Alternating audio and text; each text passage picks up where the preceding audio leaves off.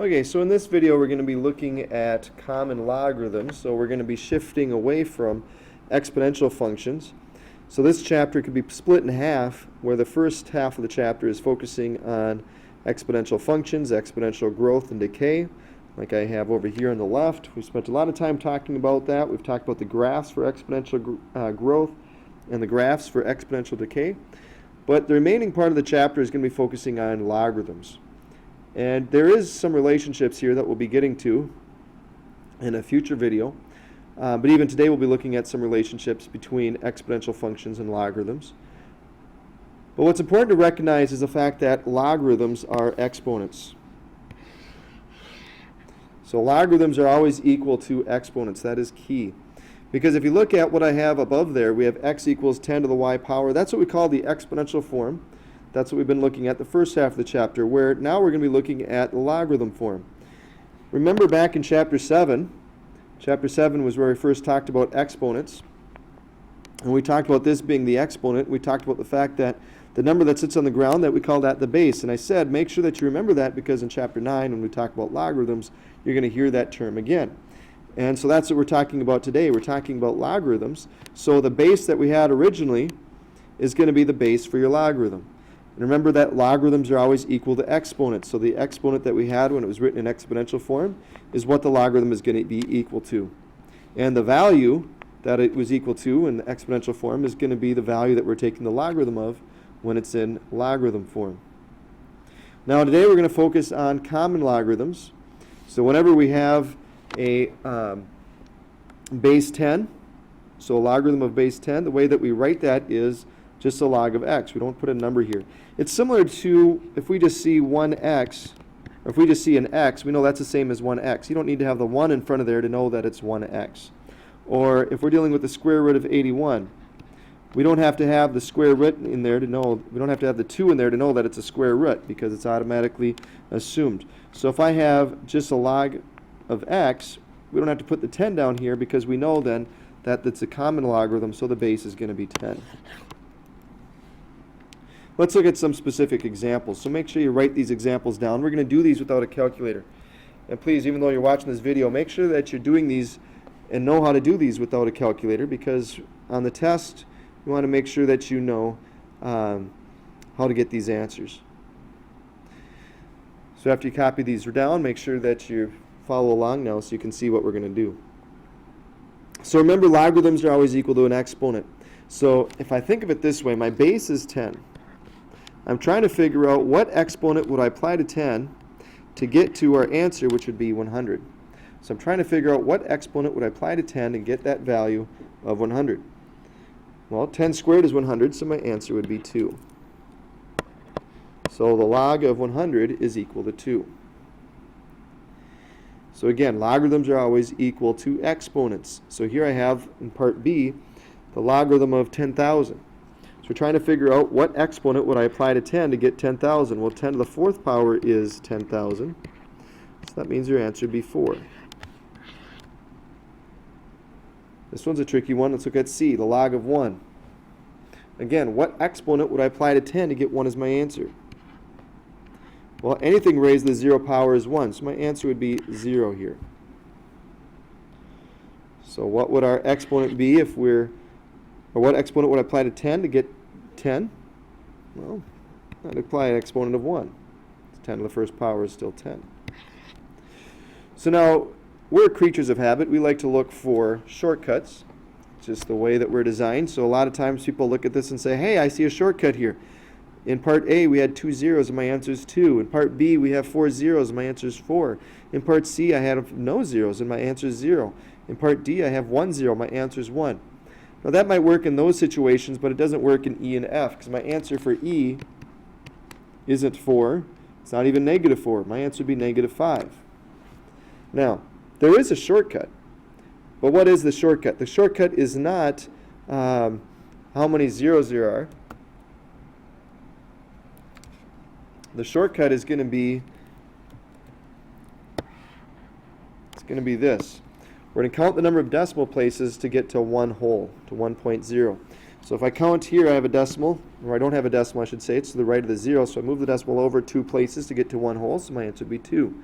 Here I move the decimal place over 4 places, so my answer would be 4. For part C, I didn't have to move the decimal at all, so my answer is 0. For part D, I'd move the decimal to the left 1 spot, my answer is 1. So for here, I'm going to move the decimal over 1, 2, 3, 4, 5 places to the right, so my answer is -5. Here I move the decimal over 1, 2, 3 places to the right, so my answer is -3.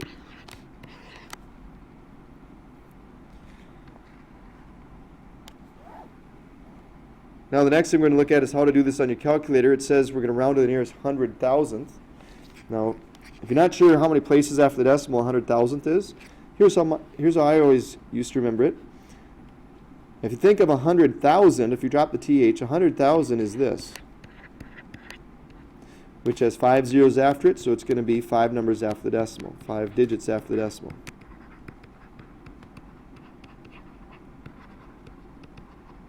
That's what we're going to round to. Now, if you have a CAS calculator, to access a logarithm, you look over here next to the 1, we have 10 to the x power, and above that you can see the log.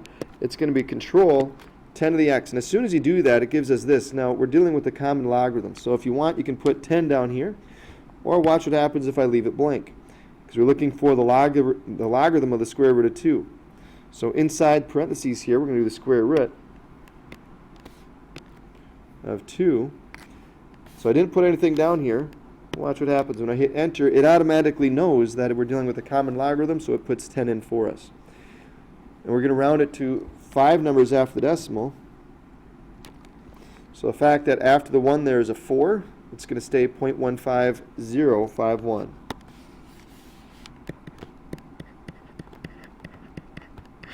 Is your answer. So if it ever says round to the nearest 1,000th or 100,000th, that implies that you're going to have to use your calculator and you just round to get your answer.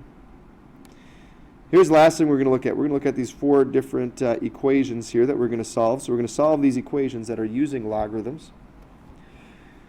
So write down these 4 examples, and I would also write down this little hint that I have on the side. So let's look at that. Now, first off, I should also make note of the fact that your first step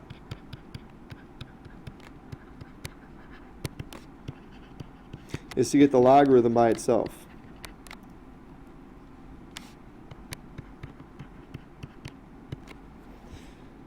Okay, so if you notice, 3 out of these 4, A, B, and D, already have the logarithm by itself.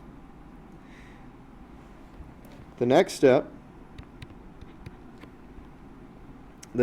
is to figure out what we're going to do is we're going to change the form it's in. Right now it's in logarithm form.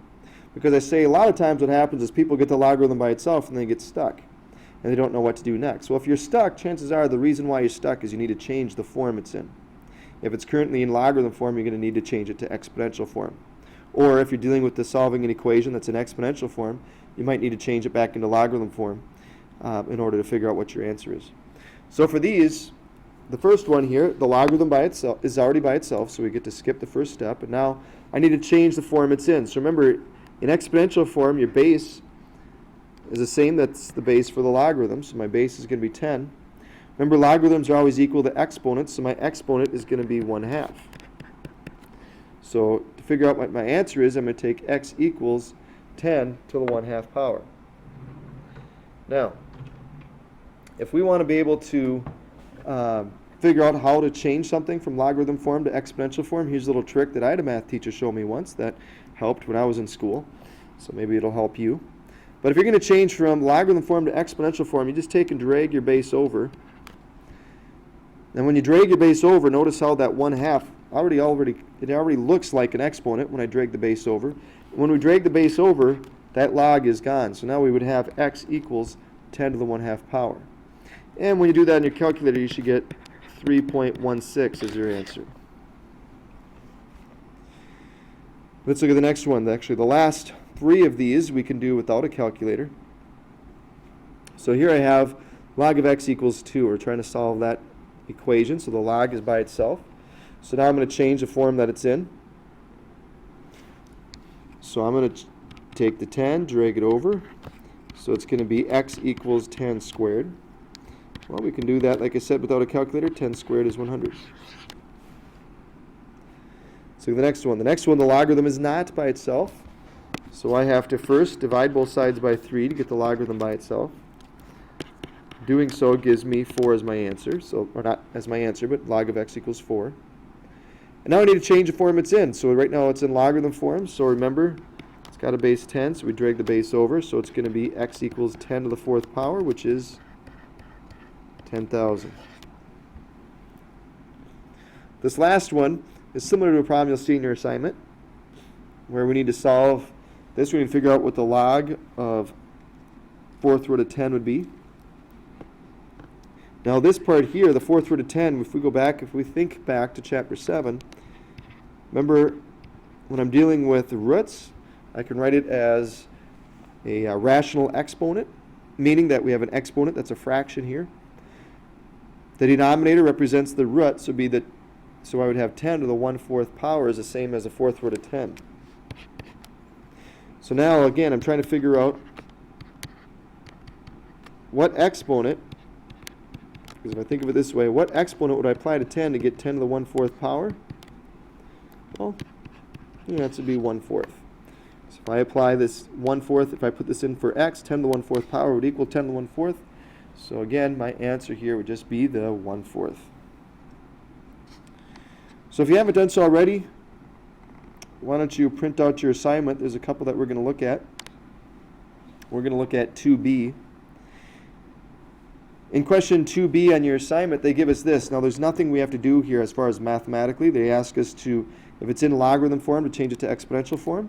And if it's in exponential form, to change it to logarithm form. So we're not going to do anything. There's nothing that you have to type in your calculator. We're just trying to figure out how we could change this to find the equivalent form in logarithm form. So remember, with logarithms, your base is the same as the base with the exponent. Remember that logarithms are always equal to exponents, so the logarithm of base 10, I'm going to put a space there because there's going to be a number in there in a second, but it's going to be equal to the exponent, which is 2.635. And so the value over here of what the exponential function is equal to is what we're going to take the logarithm of.